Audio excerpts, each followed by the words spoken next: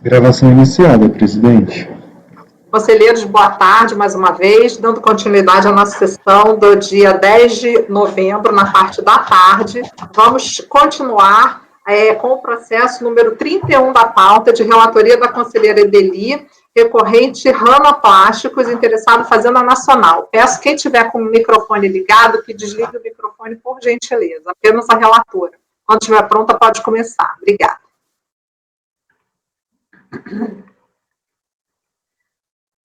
Esse aqui é um caso de suprimento de numerário, mas é bem assim, específica a divergência.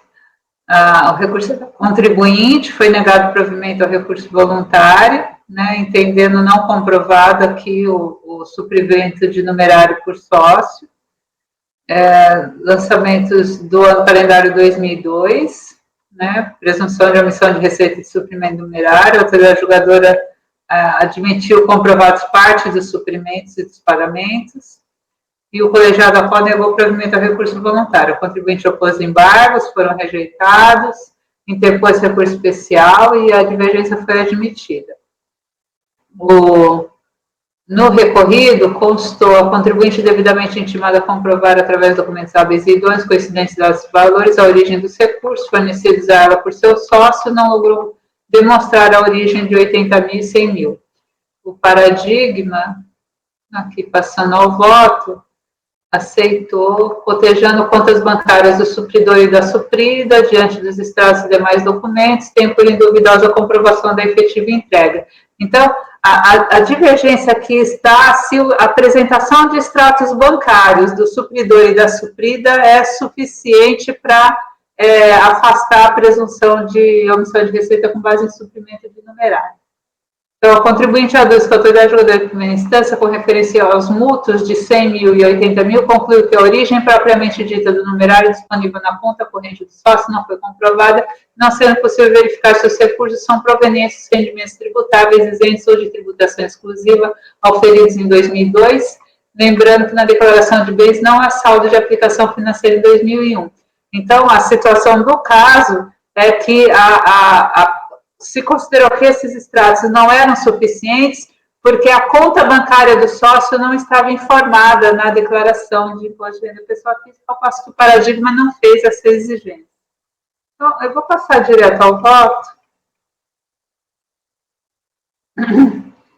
O litígio se circunscreve à presunção de omissão de receitas decorrente do registro a débito na conta representativa de disponibilidade do BCN das parcelas de 80 mil e 100 mil em contrapartida a passivo por empréstimos de seu sócio, Edivaldo Ranga. Intimada no curso da ação fiscal, o contribuinte não se manifestou.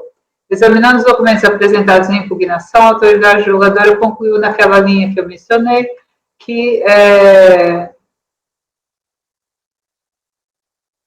conquanto tenha sido comprovada a efetiva entrega, que por sinal não foi questionada pela autoridade fiscal, persiste a falta anotada no lançamento no que diz respeito à origem dos recursos supridos nas datas e valores correspondentes. O relator do acórdão recorrido, ele defendia, ficou vencido, que o mutuante sócio da recorrente não foi fiscalizado pela autoridade autuante e por isso jamais lhe foi solicitado que fizesse prova da origem dos recursos que emprestou ao fiscalizado. A origem dos recursos que entraram no balanço foi demonstrada conforme reconheceu a decisão recorrida. Prevaleceu o que é assim consignado no voto vencedor do acórdão recorrido. Com a devida vênia, se discordar do eminente relator no tocante à omissão de receita, de acordo com essa norma, ficando provada a omissão de receitas, como ocorreu no caso em apreço, a autoridade deve arbitrá-la com base nos recursos. No presente caso, a contribuinte devidamente intimada a comprovar através de documentos hábeis e idôneos coincidentes em dados e valores da origem dos recursos, fornecidos a ela por seus sócios, não logrou demonstrar a origem. Assim são aplicáveis esse acórdão 0105231. Eu vou ler esse trechinho.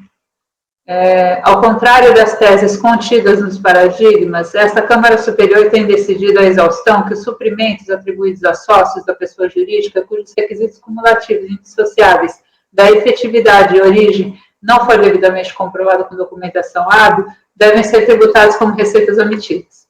A demonstração da capacidade econômica ou financeira do sócio em arcar com os suprimentos, mesmo contabilizados na empresa suprida, em absoluto suprem a necessidade da comprovação da origem e efetiva entrega dos valores, não elidindo a presunção de omissão de receita conforme prescreve a legislação. O fato do recurso que supriu o caixa ter advindo de conta bancária e do suprimento ter sido realizado através de cheque nominativo não dispensa a prova da origem dos recursos. Tal prova é necessária para elidir a presunção, pois se o sócio carrega recursos da empresa e não prova que tais recursos tenham origem externa, a presunção é que eles tenham sido gerados dentro da própria empresa. Então, essa é a peculiaridade. Em embargos de declaração, o contribuinte apontou que os conselheiros deixaram de analisar a documentação apostada, a qual, em bom rigor, resolve a questão posta em julgamento na medida em que comprova a disponibilidade pelo sócio.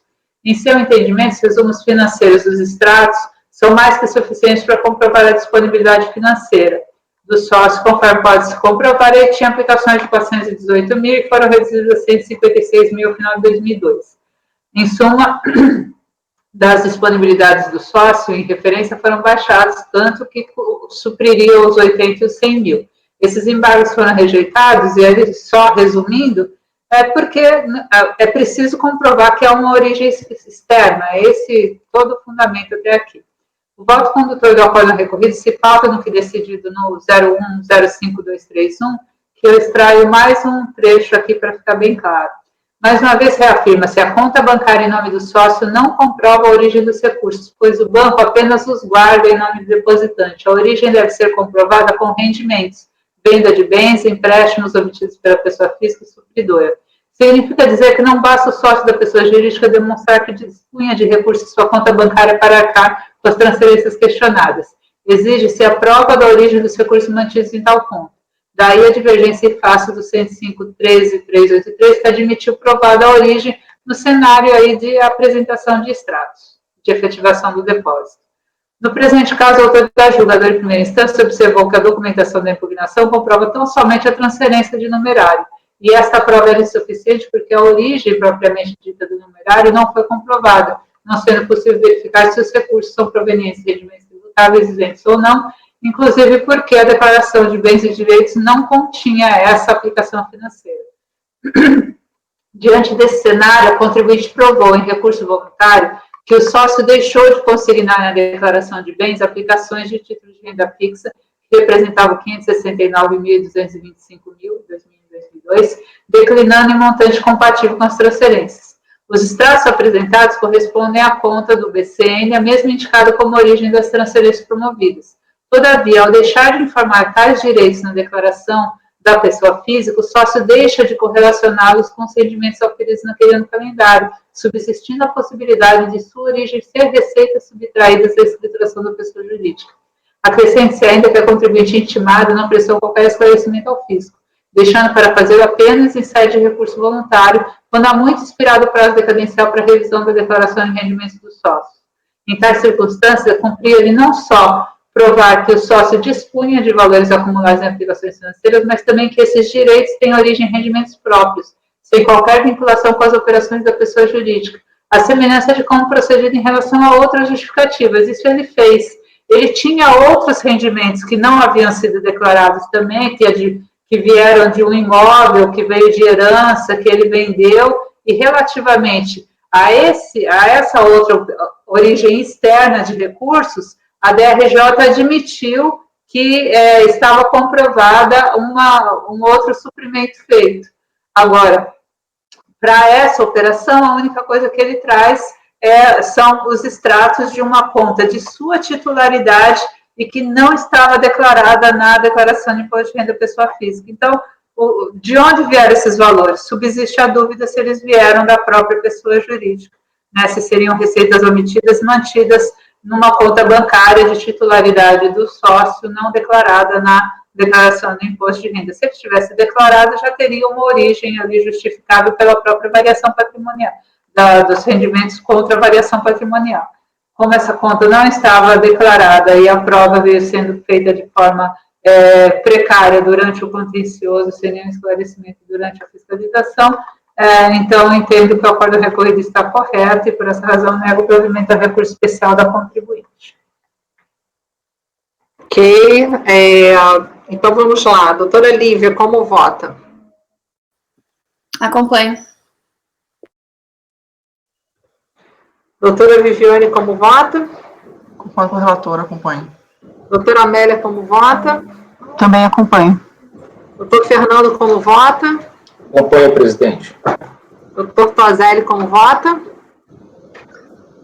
Eu acompanho, mas eu só queria perguntar, dele acho que está faltando um não na sua emenda. Vê se eu estou equivocado, que a sua emenda tem uma parte assim, a demonstração da capacidade econômica ou financeira do sócio em arcar com os suprimentos, mesmo contabilizados na empresa suprida, em absoluto, não suprem, né, a necessidade da comprovação. Será que eu estou viajando? Não, eu usei a ementa do outro acordo, e em absoluto aqui vem substituição ou não, mas eu concordo com você que é melhor substituir. É que eu fiquei com a impressão que você queria dizer o não, Então tá. Uhum. Essa aqui é histórico, é José Clóvis Alves. Doutor Tozelli, então, como vota? Desculpa. Não ouvi? Eu acompanho a relatora, presidente. Tá, ok. Doutor Caio, como vota? Com a relatora. Eu também acompanho a relatora, então foi conhecido por unanimidade, negado provimento por unanimidade, passando para item 32 da pauta de relatoria da conselheira Amélia, recorrente à Fazenda Nacional interessada Intercondors Export Industrial Limitada. Então, doutora Amélia, quando a senhora estiver pronta, a senhora pode começar a relatar. Presidente, eu coloquei na pasta, uma resolução na realidade, tá? Então, eu vou explicar aqui o porquê dessa resolução, caso contrário, aí depois eu apresento o voto completo, pode ser? Aqui também é um caso de suprimento de caixa, né, se não me engano. Bom, é um recurso especial da Fazenda, contra um acordo que foi dado provimento parcial, por unanimidade de votos, para reconhecer a decadência de parte dos tributos e afastar a tributação referente à omissão de receitas efetuada com base nos empréstimos de sócio em acordo assim emendado. Então, houve o recurso especial da Fazenda, alegando divergência com relação ao afastamento da tributação dessa omissão de receitas com base em empréstimo dos sócios. Ele apresentou no recurso especial esse acórdão paradigma 105.17.037. Porém, quando você olha o despacho de admissibilidade, ele até inicia com esse 105, só que no meio ele trata de mais outros dois acórdãos que sequer foram apresentados pelo recurso especial e trata de uma despesa indedutível. Então, não sei que equívoco que aconteceu, né, no despacho de admissibilidade. Eu estou entendendo que esse despacho ele não está de acordo com o que determina o parágrafo 1º do artigo 68, ou seja, falta aí um julgamento, uma análise melhor desse acórdão apresentado, né. Aqui em verde eu coloquei o que o despacho ele conclui, né? As circunstâncias, portanto, são assemelhadas, tanto em um quanto outro paradigma, decidiu-se que esse tipo de despesa não é passível de dedução da apuração do lucro real, por não serem despesas de sua atividade, sendo, portanto, desnecessárias. No recorrido de outro lado, se diz que esse tipo de despesa seria dedutível. Desse modo, conclui-se que a divergência de entendimentos foi demonstrada e dá-se o seguimento. Mas aí, conforme eu já mencionei, é um auto de infração que trata de omissão de receita por ausência de comprovação de origem, né?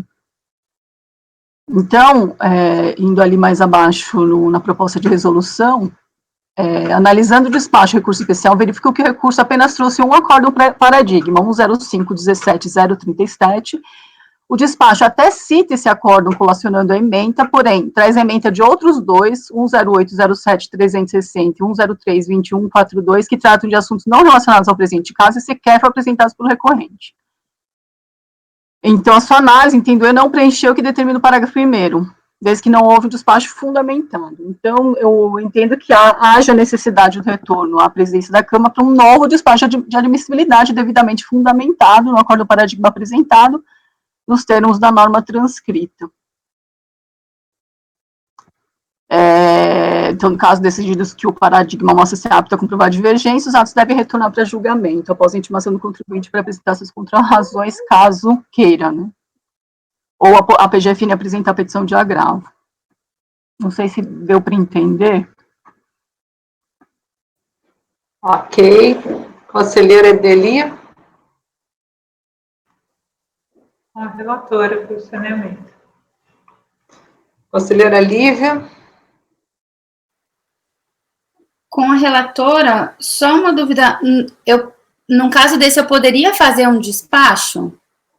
Ou necessariamente tem que vir via resolução só para as próximas? Ou fica muito a critério nosso?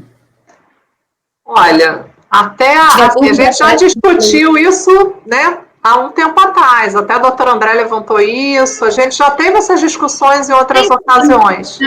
Né? Eu faria um despacho, mas não sei se de repente não há nenhum, porque como a gente tinha combinado em determinadas situações que se faria resolução, por exemplo, no caso de não conhecer por aquele paradigma, né? Nesse caso da doutora Amélia, poderia ser um despacho, sim. Poderia ser um despacho, sim, porque não é o caso. Pode falar, doutor Caio. Eu entendo que é muito complicado a gente estabelecer uma regra genérica. Eu acho exatamente muito perigoso. Eu entendo que agora que a gente está olhando, é aquela coisa, é muito mais fácil você descobrir se o gato está vivo ou se o gato está morto depois se levantou a caixa, né? Então, eu acho que entendo, mas vamos manter a regra de fica a critério do conselheiro, porque, entende? Eu acho que isso pode ter até efeitos muito, muito indesejados. Então, em vez de estabelecer regras, porque a gente teria que fazer quase que uma carta, na hipótese de tal e acontecendo tal, é quase impossível dar segurança para o conselheiro, a não ser que alguém debruce meses tentando esgotar as hipóteses. Então, eu entendo o debate que é trazido, mas eu sugiro que fique a critério do conselheiro. Ainda que possa haver divergências na turma, né, eu acho que essa é uma prerrogativa importante de cada conselheiro individualmente. Vou passar a palavra para a doutora Edeli, depois para a doutora Lívia. Doutora Edeli, pode falar. Eu quero esclarecer o critério que eu extraí de tudo que aconteceu, né? Se é para fazer um despacho dizendo se é simplesmente, eu quero que analise o segundo paradigma porque não foi analisado o primeiro, esse é o tipo de despacho sem conteúdo decisório. Então, eu entendo que pode ser feito por despacho do conselheiro. No caso específico da conselheira Amélia, eu acho que envolveria um conteúdo decisório para esse despacho. Eu acho que a resolução é a mais adequada nesse caso. Ou os casos em que o conselheiro André mencionava, em que ele não conhecia pelo primeiro paradigma, entendia necessária a análise do segundo, também envolve o conteúdo decisório. Então, eu acho que tem que ser por resolução. Esse o parâmetro que eu estou adotando. Agora, se simplesmente analisa o segundo, porque antes de eu analisar o primeiro, eu já quero que você analise o segundo paradigma. Aí eu faço por despacho. É isso aí. Perfeito. E a gente já tinha discutido isso, né? Então eu não entendi, assim, mas vamos em frente. Quem mais quer falar? A doutora Amélia. Doutora a Lívia tinha levantado a mão antes, mas... Não, depois eu passo para ela, pode falar. Não, é porque nesse caso ele apresentou a ementa, né? A ementa está lá e está correta, só que a análise, a conclusão final e esses outros dois, realmente assim, acho que foi por equívoco mesmo ali. Então, eu não tenho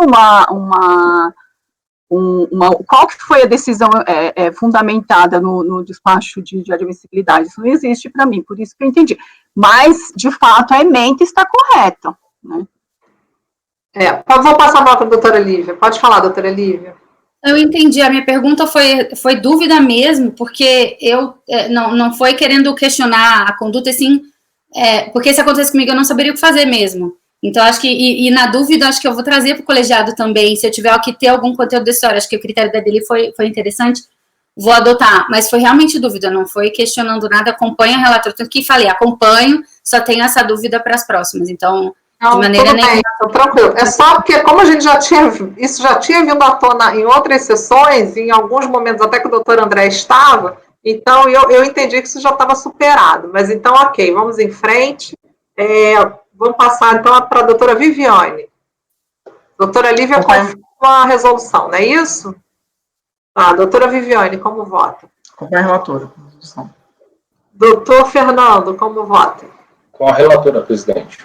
Doutor Tozelli, como vota? Acompanhe, presidente. Doutor Caio, como vota? Acompanho.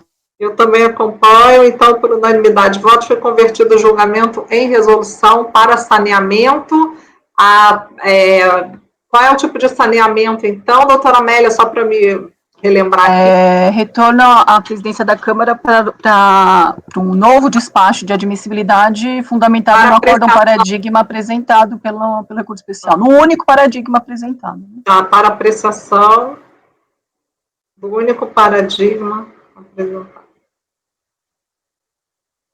Tá. Ok. Passando, então, para o número 33 da pauta, que é o meu. ABS, teve vista para a conselheira Edeli. A relatora, no caso eu, votei para conhecer do recurso no mérito dar provimento. Foi concluído quanto ao conhecimento, para, por unanimidade, conhecer do recurso. Votaram pelas conclusões conselheiras Edeli, Lívia e Amélia. Nesse ponto, houve pedido de vista. Se não me engano, nesse caso era a questão da decadência, né, no final. Eu acho até que a gente já tinha votado, e aí gerou um questionamento do Fernando ao final com relação a esse retorno, se não me falha a memória. É porque, como não está aqui nesse relatóriozinho, mas foi o que está lá na gravação. Né? Então, eu vou fazer um resumo bem rápido. Está na pasta já o processo.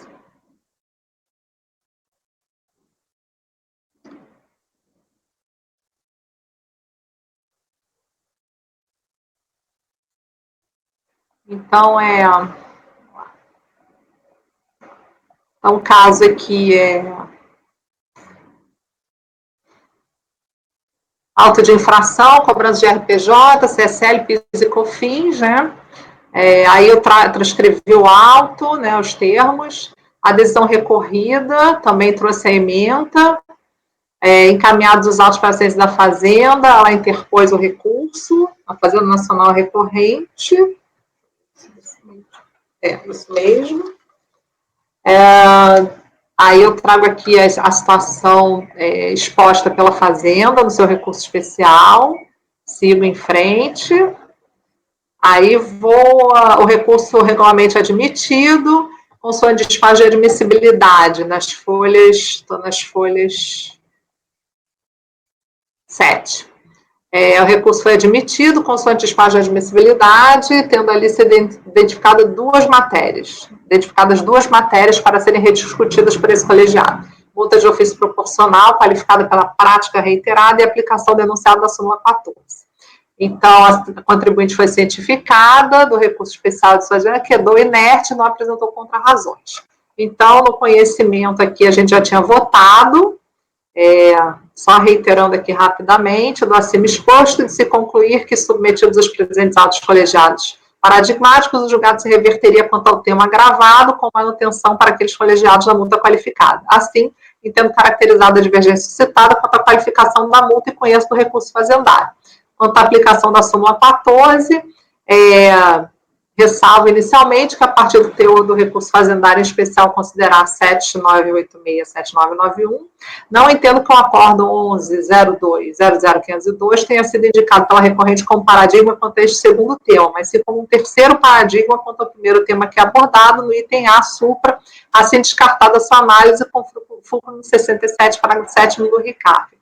Todavia, sendo a conclusão de existência de divergência quanto à aplicação da súmula 14, com fulcro no outro acórdão, indicado pela recorrente 9202-002180, cujo teor estabelece que se segue.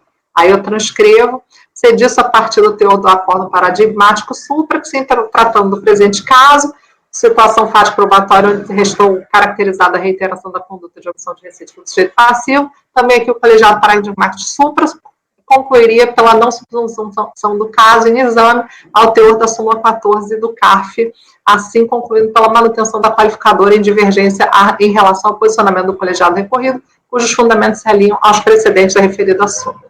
Desta forma, também conheço do recurso especial quanto ao tema aplicabilidade da súmula 14, com fulcro no Acórdão CARF 9202-2180, e assim conclusivamente conheço do recurso fazendário. Então, no mérito, a questão já trouxe no voto do doutor Rafael Vidal, em relação à qualificação da multa, a conduta, né? Já fiz a leitura na sessão anterior, mas a luz já está o posicionamento, então, o que se constata, né?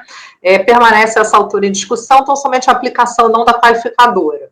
Em controvérsia, a esta altura, a ocorrência da infração. Delimitada a lide, caracteriza-se a omissão de valores devidos apurados por excesso em relação à receita da atividade declarada pela declaração do Simples, né? Nos seguintes períodos. Aí eu trago aqui os períodos.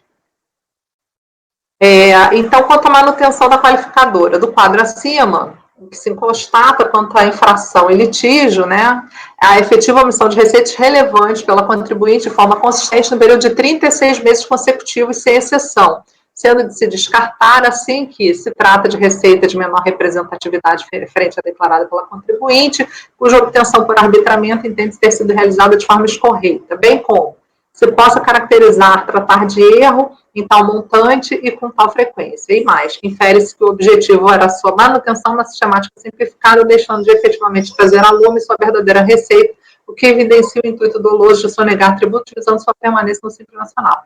Diante de tais evidências, entendo pouco razoável a tese de que o sujeito passivo não possuía consciência do dano que causava ao erário ao não declarar as receitas omitidas e, assim, voto por, à luz dos critérios de relevância e recorrência da omissão, reformar o teor do recorrido. Alinho-me aqui ao posicionamento bastante competente do acordo paradigmático, descartando-se assim, no caso da aplicação da súmula 14, estar diante de simples omissão de receitas a partir de caracterização de omissão de receita relevante, recorrente, frequente, por 36 meses consecutivos, e produz o trabalho esclarecedor daquele julgado, como razão de decidir, né? Então, eu transcrevo aqui o julgado, acrescento ainda como razão adicional a suportar a inaplicabilidade da súmula 14, a necessidade de interpretação de toda e qualquer súmula deste CARF à luz dos precedentes que lhe deram origem. Aí eu também já falei isso em outra oportunidade, agora há pouco, né? Tratando-se em caso de omissão de receita relevante e reiterada, quanto mais por parte do sujeito passivo, cabível a qualificadora na forma imputada pela autoridade fiscal, não havendo que se cogitar de tratar de caso abrangido pelo teor da súmula 14.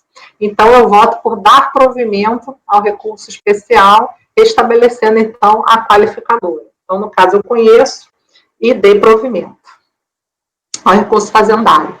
Aí, vamos lá. Doutora Ideli, quando quiser.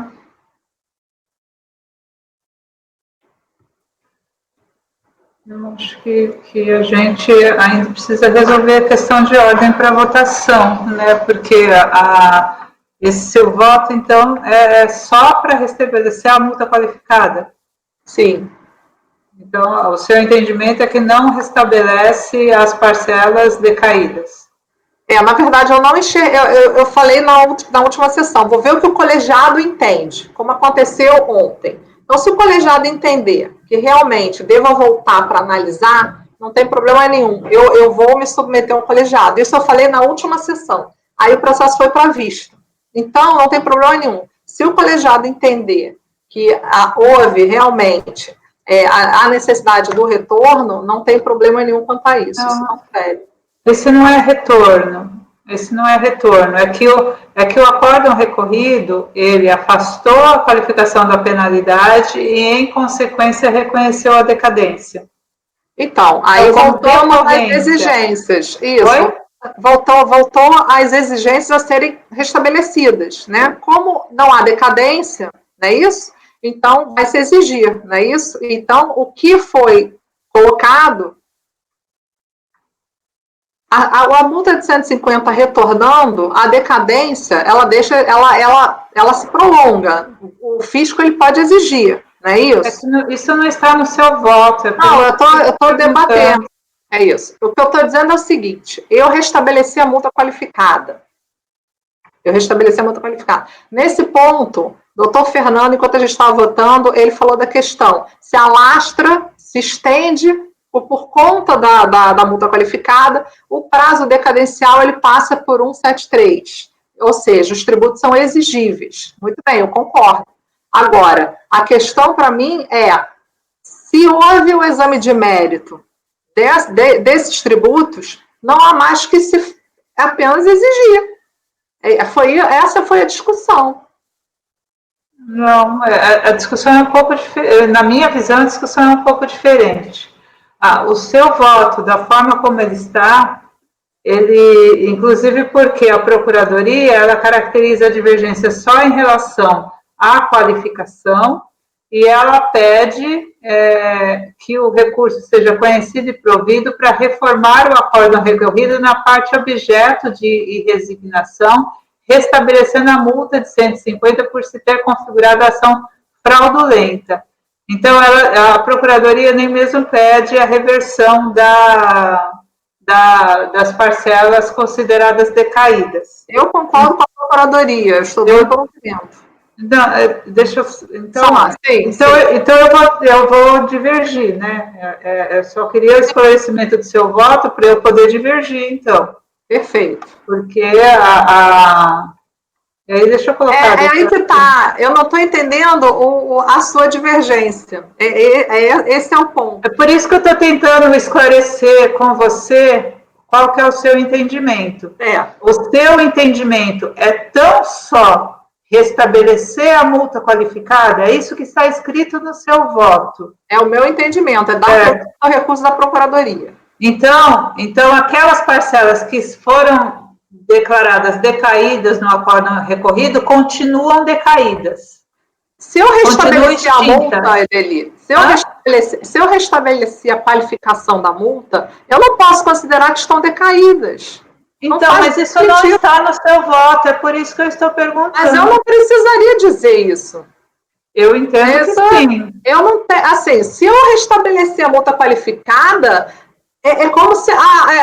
vou dar um exemplo bem... Assim, tudo que está ali, ele volta ao normal. O curso do tributo, ele volta ao normal. Se eu estou dizendo que a multa incide a qualificadora e restabelece a qualificadora, eu vou dizer que está decaído, gente? Isso não faz nenhum sentido.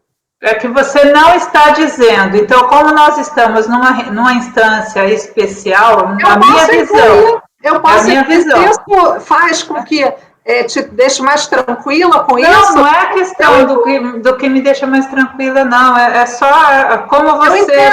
Eu não entendo. A posição. Tá, a minha posição é...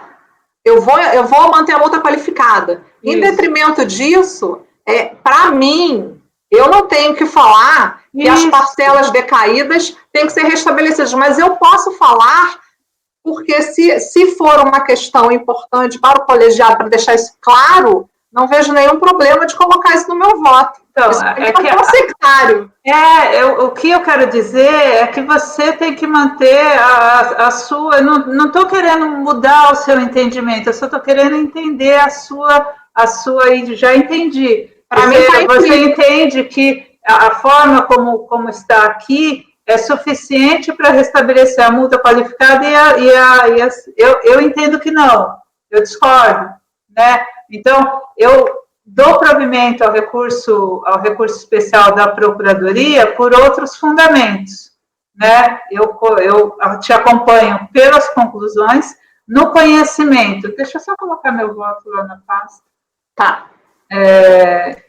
No conhecimento, eu também te acompanho pelas conclusões, porque eu acho que a gente não precisa adentrar na questão das súmulas. Tem uns esclarecimentos seus lá a respeito das súmulas. Eu acho que elas não são divergência, não são questão para ser enfrentada, excesso de zelo da Procuradoria. Não há análise do segundo paradigma, porque o 103.23495 é suficiente. Então, eu te acompanho no conhecimento pelas conclusões e faço os esclarecimentos lá quanto observo que o voto condutor do acórdão recolhido também declarou a decadência parcial, e então entendo que também em relação a tal aspecto, esse colegiado deve se manifestar caso reverta o fundamento que resultou nessa decisão, decorrência, né, não precisa de caracterização, nem mesmo de pedido pela Procuradoria, porque é decorrência.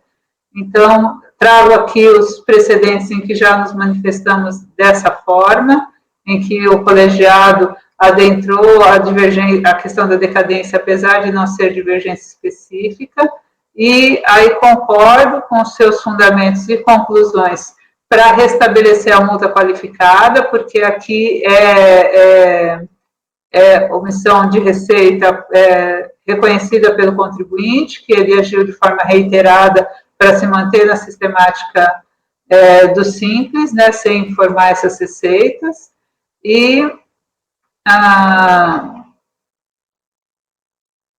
aí entendo que voto pelas conclusões, porque entendo que nos fundamentos o restabelecimento da qualificação da penalidade vem por observância à súmula 72, e também porque não identifico argumentos de defesa não apreciados no acórdão recorrido em razão da decadência das exigências acima referidas. O voto condutor enfrenta todas as alegações do contribuinte, somente ao final, depois de concluir pela redução da penalidade, cancela parcialmente o lançamento. Então, acho que não tem necessidade de retorno. Decadência aqui é uma decorrência, por todos esses fundamentos, decadência é uma decorrência do cancelamento da penalidade.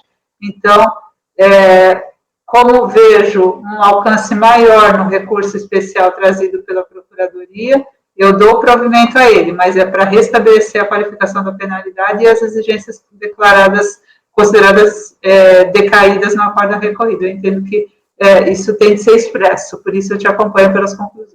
Eu entendi seu posicionamento. Quer dizer que a questão da decorrência, você acha que é importante constar do voto condutor do Entendi. Tá, então, Edeli, eu concordo com você e posso incluir essa questão do meu voto da decorrência em relação a essa questão da decadência, por ser decorrência. Eu posso colocar, isso aí não me nem o retorno de ontem, nem a decadência de hoje, isso não afeta. É que eu acho que está implícito, mas tudo bem. Conselheira Lívia, como vota? Como votado, né, já hoje, não conheço da decadência, entendo que precisa de paradigma para qualquer tipo de decorrência. Então, tudo bem que não votamos decadência, era outra matéria, mas era responsabilidade, porque decadência, alguém pode ter opinião diferente por decadência se a ordem pública, enfim, não é o caso. Então, eu conheço nos termos do despacho de admissibilidade, só, restritivamente, agora, não sei se eu divido no conhecimento, se eu conheço. Você já tinha votado no conhecimento você votou pelas conclusões do conhecimento. Sim, exatamente por isso, porque eu não conheço da decadência. Isso. Agora, não sei se isso é conclusões ou se é uma divergência, porque eu não conheço de uma das matérias, eu conheço parcialmente. Não, a decadência não seria matéria, não, nem foi aventada. Pode falar, Fernando? É justamente para lembrar que o julgamento sobre o conhecimento já ficou registrado na ata. A decadência é uma questão recorrente da decorrência final do julgamento, não foi aventada em nenhum momento. Por conta do restabelecimento, o conhecimento foi votado. Por conta do restabelecimento da qualificadora, é que decorrência, por conta do restabelecimento da multa, em decorrência, as exigências serão cobradas. Restabelece a exigência. Pode falar, Pode falar. Não, o conhecimento já estava votado, e no mérito, me parece que a conselheira Lívia diverge, né? A decadência não tem ela nem chega na questão da decadência, porque ela diverge, né, do restabelecimento da multa qualificada, não é? Nesse mérito? Ou eu estou enganada? Sim, porque a minha pauta a pauta anotada não está mais com isso, e eu não estou com a ata aqui. Na ata constou que foi votado o conhecimento, que eu não tinha Foi votado o conhecimento, e a senhora votou pelas conclusões. Tá. Edeli, Lívia e Amélia votaram pelas conclusões do conhecimento. Pode falar, conselheiro Tozelli. É que aqui realmente eu entendo o posicionamento da conselheira Lívia, porque eu também me alinho a ela no sentido de que matéria decadência seria autônoma. Então, quando ela conheceu o recurso, presumo eu, que a premissa foi, vou discutir a multa qualificada. Porém, no mérito, e é esse que é o grande ponto, Lívia, no mérito foi decidido que a decadência seria consequência.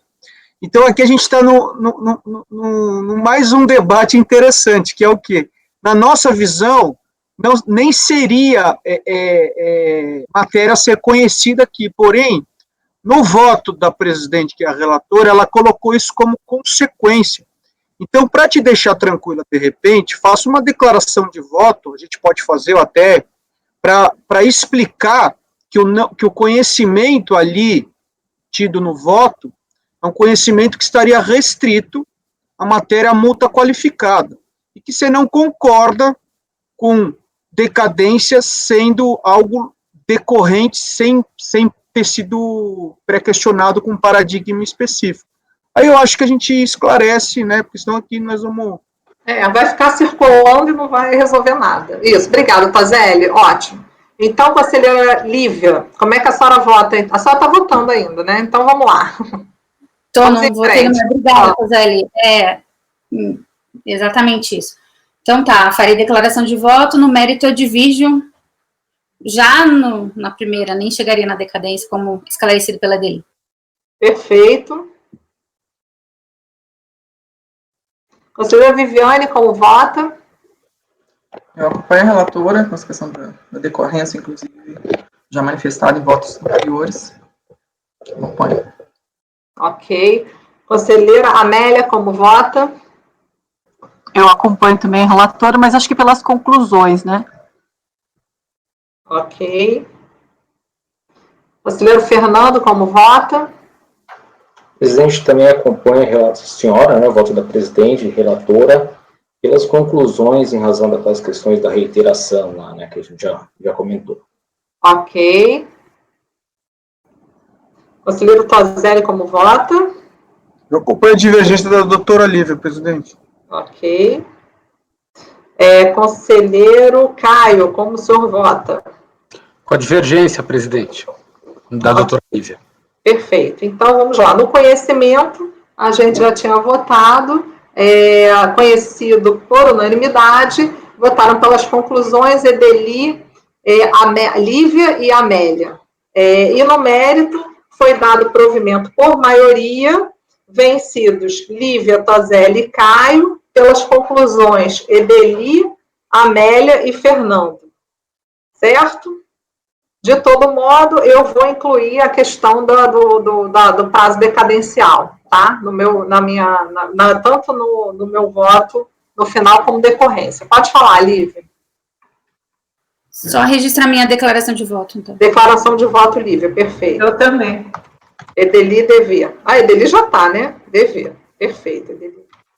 Ótimo. Então, vamos continuar. Vamos para o número, então, agora... 36, doutor Tozelli, recorrente Fazenda Nacional, interessado Casa Verre. Então, quando o senhor estiver pronto, pode começar a relatar.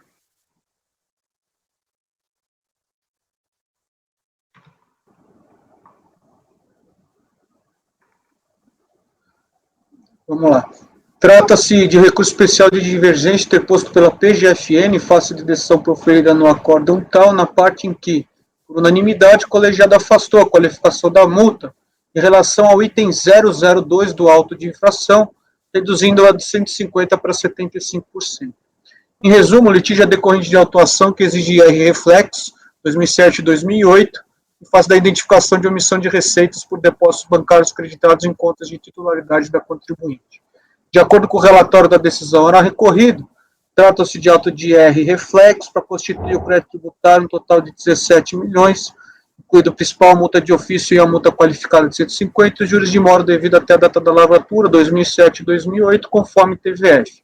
Foram analisados tratos bancários de titularidade do sujeito passivo em diversas instituições financeiras que, após estimações para que fossem justificados depósitos em conta corrente, implicaram nas seguintes irregularidades. 1. Recebimento de valores representados por transferências da empresa Cordeiro Lopes. Só um minuto, Tozelli. Edeli, pois não.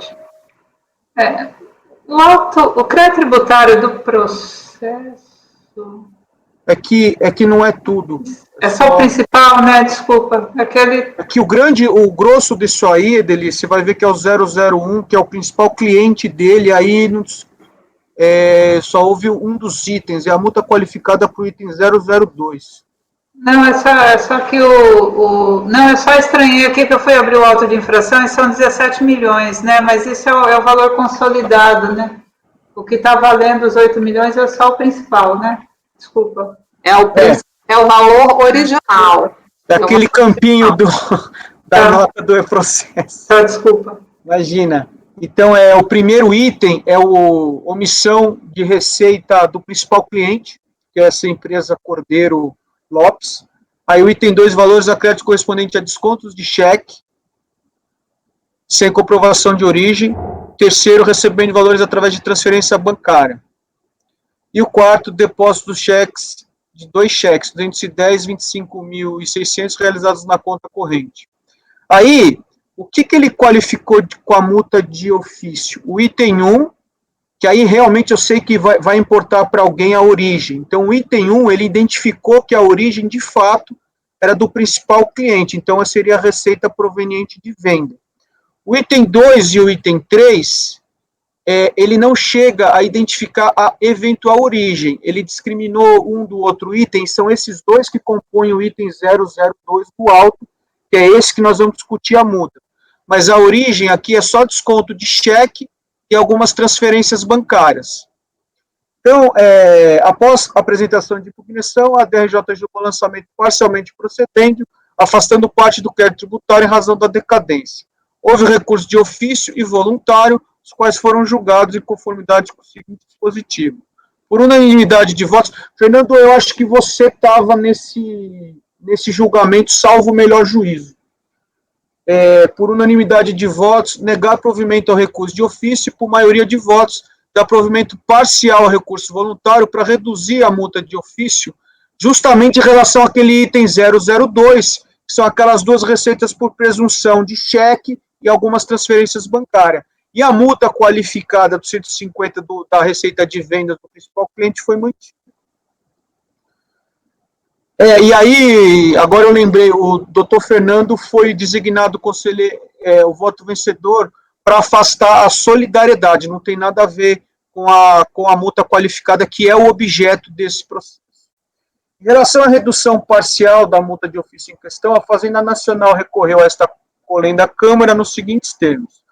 Recorrente alega que no tocante à desqualificação da multa, em relação ao item 2, a decisão recorrida diverge do entendimento esposado nos arestos paradigmas seguintes, 9101, e aqui foi pela reiteração, tema conhecido aqui, vou me abster de ler o despacho.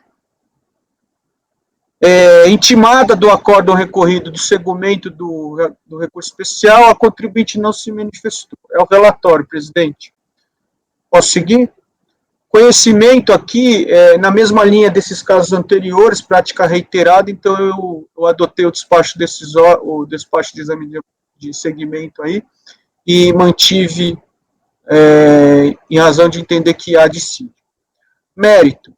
O item 002 dos autos envolve situações escritas no TVF, que ele chamou de operações de descontos em cheques não comprovadas, e receita omitida de fontes pagadoras diversas, e elas também foram apenadas com a multa qualificada. É que eu transcrevi o trecho da motivação desse item, e sublinhei algumas passagens que me chamaram a atenção, que eu vou ler aqui, que acho que vai ser em torno dessa que nós vamos discutir. Os cheques descontados, até prova em contrário, foram originários de operações normais da empresa. Então, me parece, no meu entendimento, que ele presumiu que eram receita de vendas. Aqui tem outra passagem, que é aqui, esse item aqui, que é o outro item componente do 002, que são as receitas omitidas de fontes pagadoras diversas.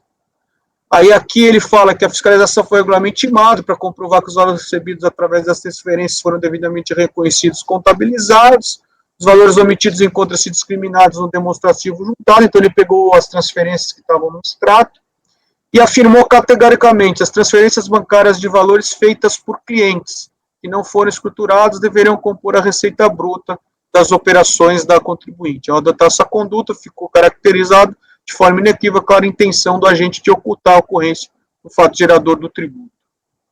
E aí ele enquadrou essa prática reiterada de omissão de receita no 71 da Lei 4.512. Minhas palavras. Diante dessa narrativa, o colegiado ACO, por unanimidade, afastou a qualificação por entender que, por tratar-se de tributação por presunção legal sem a comprovação cabal, que de fato correspondiam à receita decorrente das atividades da empresa, o fisco não poderia presumir a mesma conduta fraudulenta que estaria presente na omissão direta relativa ao item 001 da autuação, item esse no qual a fiscalização provou tratar-se de receita da própria atividade. Nesse sentido, é o seguinte trecho do voto condutor do recorrido. Abro aspas. Quanto à operação de desconto de cheque, as transferências bancárias não comprovadas foram tratadas como receita operacional apenas com base no histórico do extrato. Inegável que trata de autuação por presunção legal. Nesse caso, a lei estabelece a presunção legal de omissão de receita, mas não a presunção da fraude. A meu ver, não se pode dar a essa situação o mesmo tratamento da omissão direta que aquela do item anterior, que foi mantida a multa.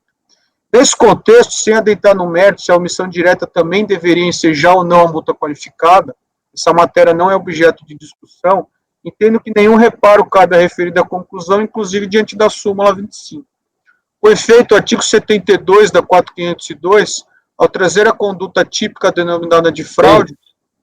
Oi? Não. A gente perdeu o Fernando. Então, para não ter que repetir o intervalo. Beleza, Caio, obrigado. Já tá... Não, porque teria que repetir para ele ouvir. Eu leio aquela tela, então quando eu estou lendo, eu não estou vendo vocês. Entendeu? Eu também não enxergo.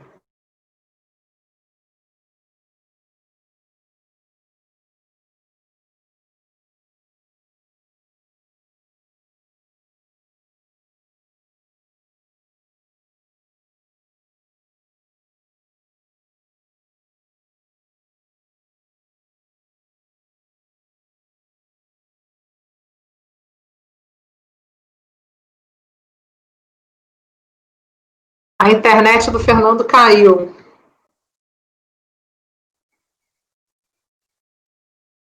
Já voltou. Obrigado, pessoal. Isso acontece. Atenção, Sérgio André, primeira vez na minha vida no curso. Nunca tinha acontecido de eu cair assim, mas é uma sensação horrível. Vamos lá. Continua, Pazelli. Pode continuar, conselheiro.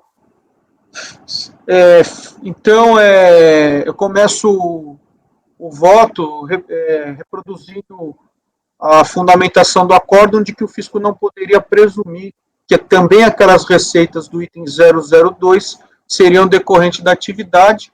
Eu entendo que a inteligência da súmula 25 cabe aqui e apoia aí nessa decisão. E falo todo aquele meu arrazoado das hipóteses de qualificação da multa. Então, diferentemente da presunção legal de omissão de receita, que tem o condão de transferir ao contribuinte o ônus de provar de que receita omitida não se trata, a fraude / dolo não se presume, cabendo ao fisco comprová-los. Ocorre que não houve comprovação de dolo ou fraude na conduta da contribuinte de ter omitido as receitas reportadas no item 001, e na verdade é item 002. Afinal, a fiscalização, a partir da própria presunção de omissão de receita, também criou a convicção de que os depósitos ali contemplados se tratavam de receitas conhecidas, mas sonegadas. Trata-se, portanto, de dolo presumido a partir de um lançamento fundado em presunção, o que não se sustenta. Essa colenda da Câmara Superior, a propósito, já afastou a multa qualificada em razão da ausência de comprovação dos elementos do dolo. Então, nesse mesmo sentido, entendo que nenhum reparo cabe à decisão recorrida.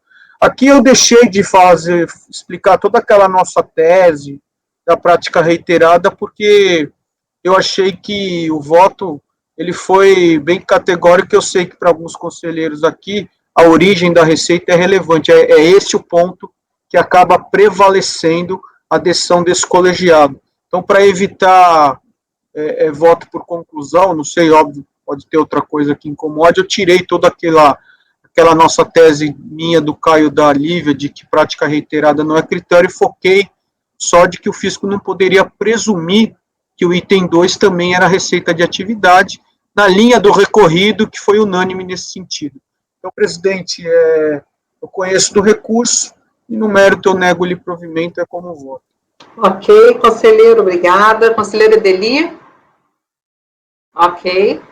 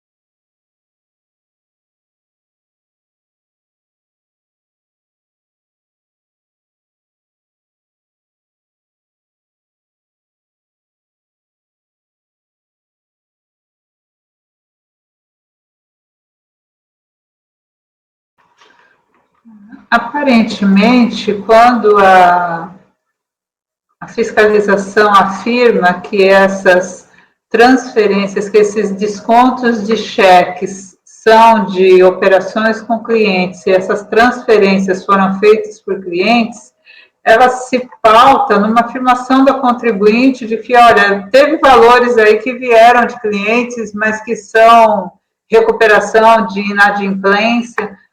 A fiscalização, ao contrário do que ela fez em relação a Cordeiro Lopes, onde ela identificou que depositante era de fato cliente, e havia uma reiteração de valores omitidos na contabilidade, em relação a esses dois itens, desconto de cheques e transferências bancárias, ela afirma genericamente corresponder a clientes, mas não faz essa demonstração. Então, eu vou acompanhar o relator pelas conclusões, porque está me parecendo que aqui não se distancia muito da presunção de omissão de receita e depósito bancário de origem não comprovada, fiscalização caminhou um pouco mais, mas ela não fez uma investigação mais aprofundada para dizer se o feitas por clientes aqui, essa afirmação está colocada sem um substrato fático relevante para eu entender que isso aqui possa ser realmente receita da atividade aqui, coloca sem dúvida até se seria de créditos de outros períodos que o contribuinte estaria recebendo aí de valores em atraso, né, eventualmente já reconhecidos como receita. Então, acho que há uma dúvida aqui em relação às circunstâncias de fato para fins de qualificação da penalidade, vou acompanhar o relator pelas conclusões. Perfeito, doutora Ideli. Doutora Lívia, como a senhora vota? Eu tenho uma observação quanto ao conhecimento. Eu sei que isso não foi questionado pela Procuradoria, geralmente a gente adota as razões do despacho, mas é que o voto o despacho de admissibilidade rejeitou os acórdãos paradigmas, aceitou só o 9101. O 9101 tem um voto vencedor que tem 2 parágrafos, então ele fala do conhecimento, transcreve o TVF e conclui. Diante de todo o exposto, considerando os elementos factuais trazidos à análise, entendo que não se tratou em caso de uma mera presunção, como pretende a recorrente. Ao contrário, a descrição dos fatos pela autoridade fiscal, ensejando o arbitramento dos lucros por falta de documentação fiscal contábil, por si só justifica a qualificação da multa. Então, ele baseia a qualificação da multa não na simples presunção, e sim no fato de que houve arbitramento. O caso dos autos é só presunção, inclusão da base da presunção no presumido. Então, eu não consigo aplicar esse raciocínio do paradigma para o caso. Então, eu já travaria no conhecimento. Mas, vencida no conhecimento, acompanho o relator no mérito integralmente. Ok, então a senhora abre divergência no conhecimento, tudo bem. Então, vamos fazer o seguinte, conselheira Edelia votou no conhecimento, concordou com o relator ou não chegou a ver o conhecimento? Tá. Que aí a gente faz uma rodada de conhecimento, tendo em vista a abertura da divergência.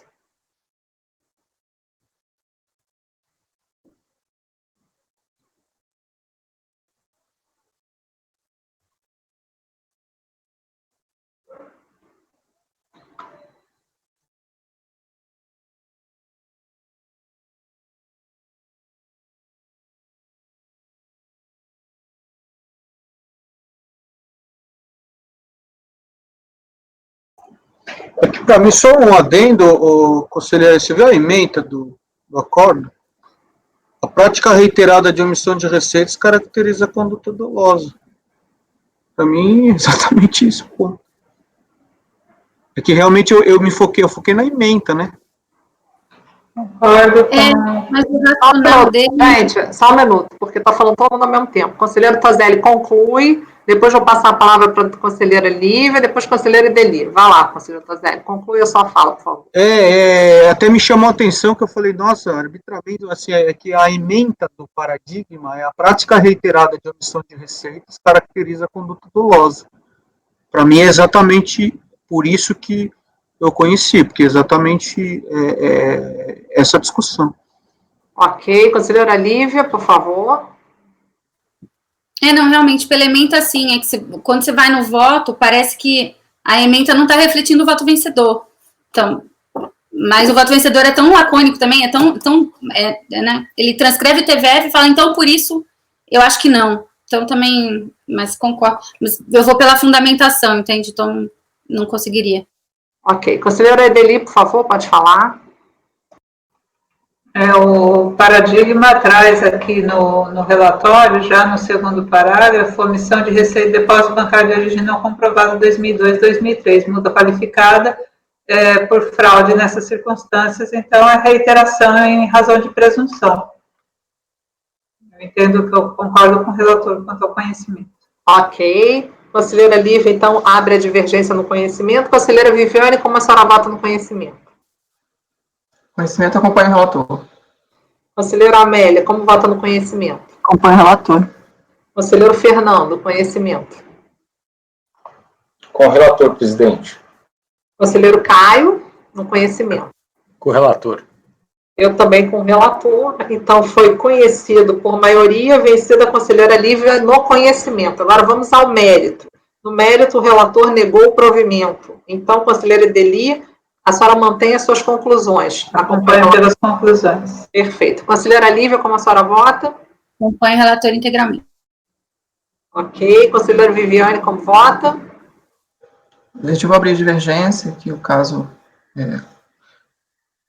de reiteração na conduta, né, e relevância dos valores, critério que eu utilizo para manter a qualificação. Então, divirjo do relator. Perfeito. Conselheira Amélia, como vota? Eu acompanho pelas conclusões. Ok.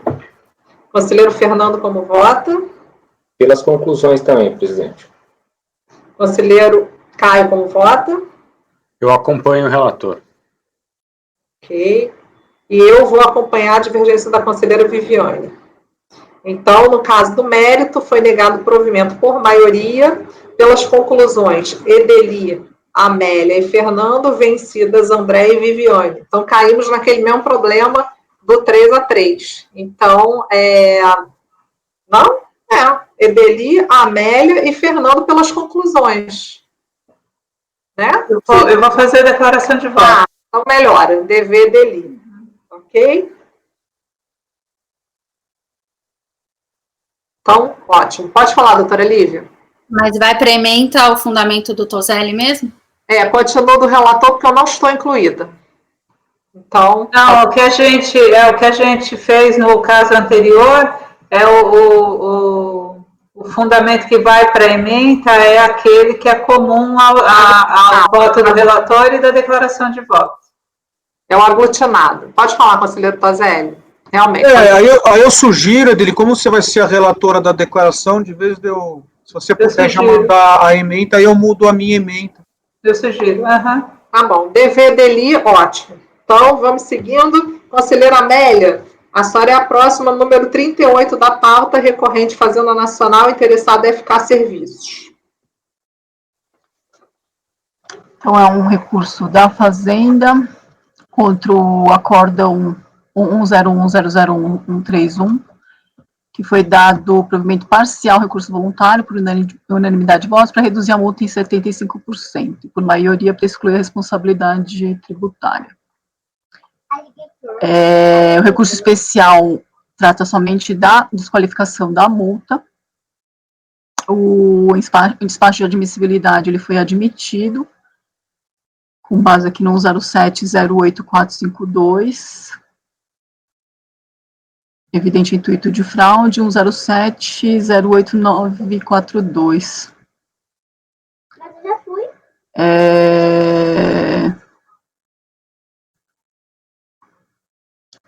Então, foi dado seguimento, devidamente intimada, contribuinte responsável solidário não apresentar as devidas contrarrazões. Então, não há nenhuma ressalva com relação ao conhecimento, nem do contribuinte, nem do responsável solidário. Então, eu levo em conta a conclusão do despacho de admissibilidade, situações fáticas com o mesmo contorno, lançamentos realizados em razão de omissão de receitas apurada pelo fisco a partir do cotejamento entre o que o contribuinte registrou, escriturou ou declarou a outros órgãos fiscalizadores e o que informou a Receita Federal, e que tiveram exoradas decisões diferentes. Eu adoto as razões do despacho de admissibilidade para conhecimento. Então, no mérito, tratou-se de um auto de infração de IR, CES, PIS e COFINS, com base no lucro presumido, relativo ao calendário de 2004, em razão da omissão de receitas na revenda de mercadorias escrituradas e não declaradas. Conforme o TVF, consta que é fiscalizado, entregou a DIPJ e as DCTFs em branco, e que os valores de receitas informados nas DMAs apresentadas estão compatíveis com os valores escriturados no livro de apuração do ICMS no livro Caixa. A multa foi qualificada em 150% em razão do contribuinte, muito embora tenha oferido receitas operacionais, deixou de proceder à sua tributação e, com isso, deixou também de efetuar o recolhimento dos tributos federais. Ademais, foram providenciados a representação fiscal para fins penais, conforme o processo apensado. Teremos sujeição passiva da sócia, senhora Maria Raimunda. A recorrida não contestou o mérito já na impugnação, apenas com relação ao agravamento da multa, justificando não ter havido dolo, já que registrou suas operações em contabilidade, alegando que a omissão decorreu por equívoco pela falta de informação e outras razões de ordem administrativa. Aqui no mérito, discute-se a qualificação da multa e responsabilidade tributária.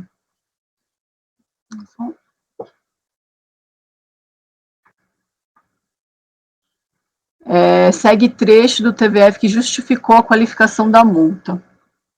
Então, a multa qualificada de 150% aplicada sobre os valores lançados como omissão de receitas, doses de infração, lucro presumido, uma vez ser incontestável que o contribuinte, embora tenha oferido receitas com a atividade operacional de comércio varejista de tintas e materiais para pintura, deixou de proceder à sua tributação, e com isso também deixou de proceder ao recolhimento no que se refere aos tributos federais administrados pela Receita Federal. Então, em outros casos em que há divergência de informações entre o fisco federal e estadual, tenho votado no sentido de se manter a qualificação da multa com o entendimento de que tal conduta do contribuinte demonstraria o intuito doloso de se esconder informações e, consequentemente, sonegar tributos, normalmente em casos em que o contribuinte possui opção de regime simplificado e não quer dele ser excluído em situações que levam à reiteração. No caso em destaque, verifica se a própria fiscalizada apresentou à auditoria fiscal planilha de cálculo dos tributos federais com os valores totais escriturados. Então, realmente, o único ponto que justificou a fiscalização seria a apresentação das declarações zeradas e, portanto, conflitantes com aquelas informadas para o fisco estadual. Eu não vejo qualquer outro benefício que possa ter tido a contribuinte com essa omissão de receitas que poderia ser levada a entender se tratar de uma conduta dolosa que enseja a qualificação da multa. Né? Então, eu entendo que a decisão recorrida não merece reparos. E nessa linha, eu entendo se aplicava a súmula 14 do CARF. E mantém a decisão recorrida. Aqui no começo eu havia dito que não havia responsabilidade, mas acho que tem, vou confirmar aqui depois. Quanto à sujeição passiva solidária, a senhora Maria Raimunda foi feita com base no artigo 1353 do CTN. Conforme o TVF, ela se dá em decorrência da pessoa física ser sócia da empresa, e no período fiscalizado constar como pessoa com poderes de administração e gestão da empresa. Diante da manutenção do afastamento da multa qualificada em razão da ausência de comprovação do intuito doloso, entendo que, consequentemente, a responsabilidade tributária atribuída à senhora Maria Raimunda de Castro também deve ser afastada. Ademais, não vejo na descrição do TVF atos de que a pessoa física tivesse praticado que levasse a imputação, tais como excesso de poderes ou infração à lei, contrato social e estatutos. Então, também mantenho a decisão recorrida. Então, conheço e, no mérito, nego o provimento. Ok, conselheira Amélia. Conselheira Beli, quando estiver pronto, está com a palavra, tá? Ok.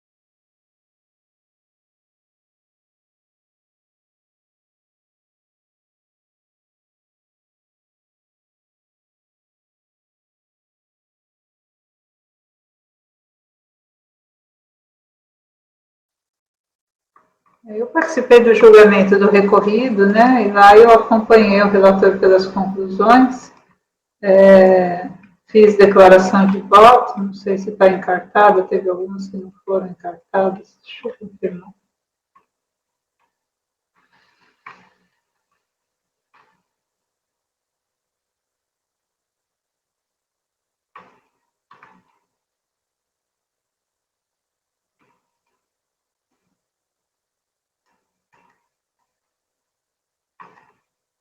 A minha declaração de voto está lá, o relator afastava a qualificação, deixa eu ver.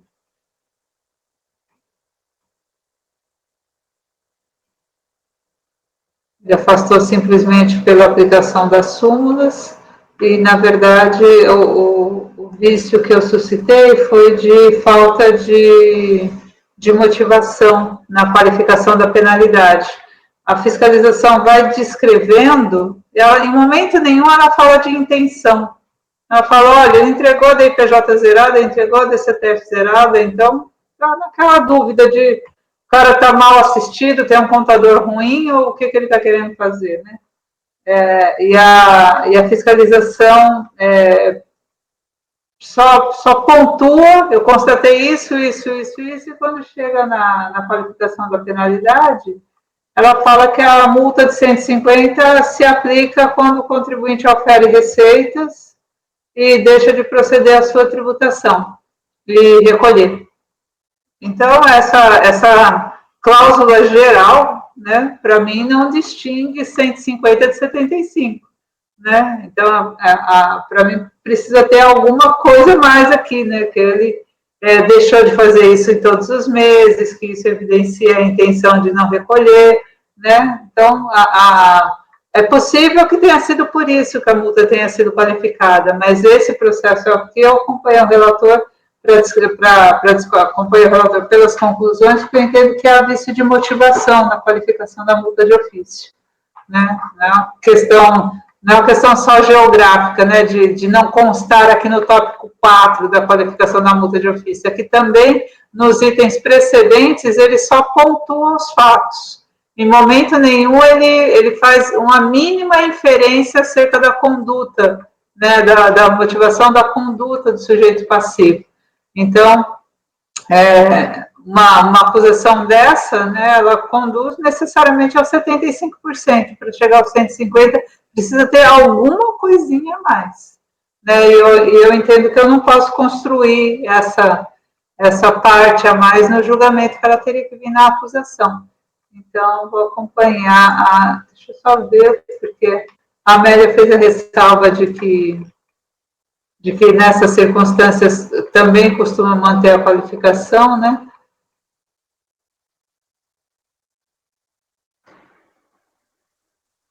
Edeli, vou passar a palavra para a conselheira Amélia, que ela pediu, aí depois eu volto para a senhora, tá? Conselheira Amélia, por favor. Não, é porque eu não sei por que eu coloquei a questão da responsabilidade tributária, porque o recurso especial só trata da multa qualificada.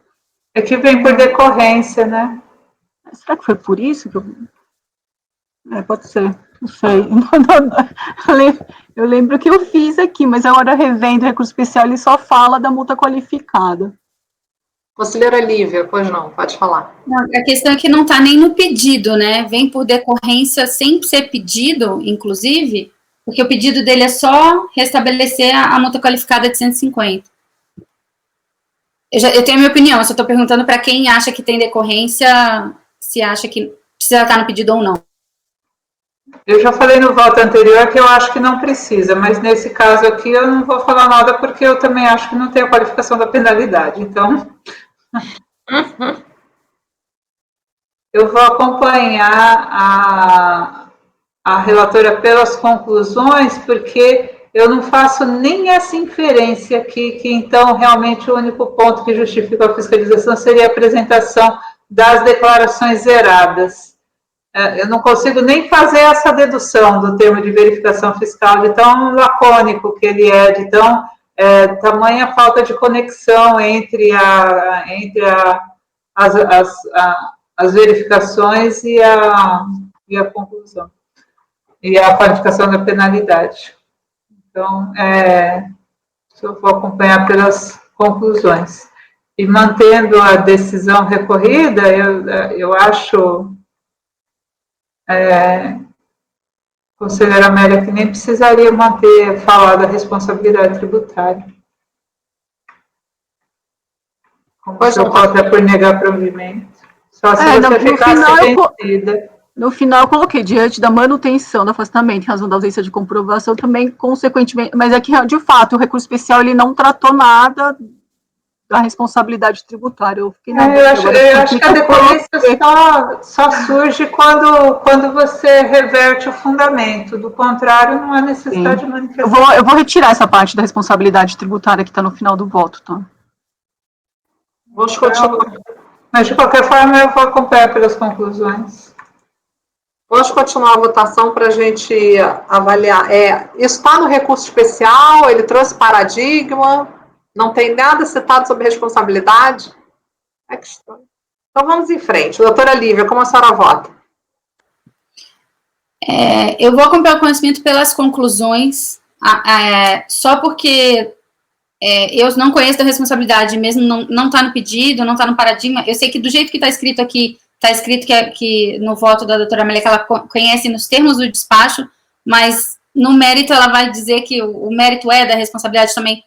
Você vai tirar o trecho ou vai tirar também menções? Porque, só para eu terminar meu raciocínio, tem algumas partes do mérito que falam que a matéria do mérito é a multa e a responsabilidade. Se falar que a matéria do mérito é multa e responsabilidade, em algum trecho, mesmo que não venha a tratar por decorrência, eu continuaria indo pelas conclusões do conhecimento, entendeu? Porque eu acho que a matéria de mérito não envolve a responsabilidade.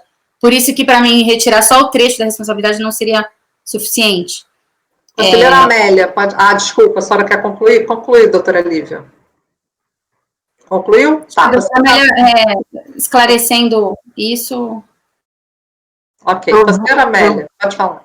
Eu vou tirar esse trecho final aqui da responsabilidade tributária, porque realmente não consta nada no recurso especial. Agora, nos trechos do mérito... É só ele que fala aqui, no mérito discute qualificação e responsabilidade, tem um parágrafo. Acho que é só esse. Eu vou tirar também, porque não se discute. Tá, então acompanha a relatora no conhecimento, no mérito... pelas conclusões da doutora Edeli. A senhora acompanha integralmente no conhecimento também, ok. E pelas conclusões da doutora Edeli. Perfeito. Conselheira Viviane, como vota? Eu acompanho o conhecimento e no mérito divirjo, considerando que foram entregues as declarações zeradas, no caso aqui da reincidência da atuação, não pode ser caracterizado como erro, né, simples erro, caracteriza aqui o dolo em hipótese. Então, para mim, os fatos colocados dessa forma, relatados no termo de verificação fiscal, são suficientes. Então, eu dou provimento. O recurso está fazendo para restabelecer a multa qualificada. E, por decorrência, vem o estabelecimento do termo de responsabilidade solidária. Ok. Conselheiro Fernando, como o senhor vota? Presidente, eu vou acompanhar no conhecimento e vou acompanhar no mérito pelas conclusões, porque em situações como essa, normalmente eu poderia aceitar a qualificação de multa, né? Mas realmente fui olhar, o próprio TVF tem 3 páginas, né? E um parágrafo ali muito, digamos assim, muito evasivo quanto à qualificação da multa. Então, por essas razões, eu vou acompanhar pelas conclusões no mérito. Ok, conselheiro Tozelli, como vota? Eu acompanho a relatora, presidente. Ok, conselheiro Caio, como vota? Com a relatora, igualmente. Bom, eu vou acompanhar a divergência da doutora Viviane em toto. Então, vou dar provimento e, por consequência, restabelecimento do termo de responsabilidade. Então, no conhecimento, foi por unanimidade, conhecido por unanimidade. No mérito, foi negar provimento, vencidas Viviane e Andréia, que deram provimento, e votaram pelas conclusões. Edeli, Lívia e Fernando. Mesma situação. 3 a... Vou renovar a minha DV. Já está feita. Presidente? Sim, vamos fazer intervalo. Salvo o melhor juízo, a conselheira Lívia, no conhecimento, foi pelas conclusões. Não, ela reverteu. Não reverteu? Reverteu. A Amélia vai tirar a menção à responsabilidade também do trecho que fala que isso é matéria do voto, então, com isso, eu acompanho a integralmente do conhecimento. Obrigado. Isaías, Vamos para a gravação.